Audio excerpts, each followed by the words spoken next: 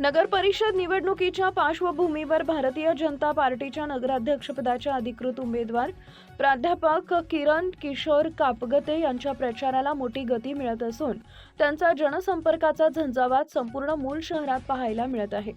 किरण कापगते मतदारांना थेट भेटून संवाद साधत असून त्यांच्या अभ्यासू विकासाभिमुख दृष्टिकोनामुळे नागरिकांचा मोठा प्रतिसाद मिळताना दिसतोय।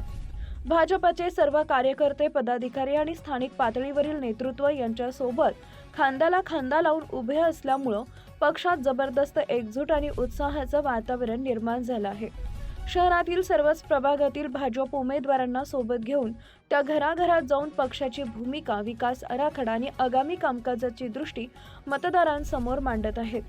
मतदारांशी संवाद साधताना त्यांनी मूल शहराचा सर्वांगीण विकास, सुशासन आणि पारदर्शक प्रशासन हा आपला प्रमुख हेतू असल्याचं सांगितलंय।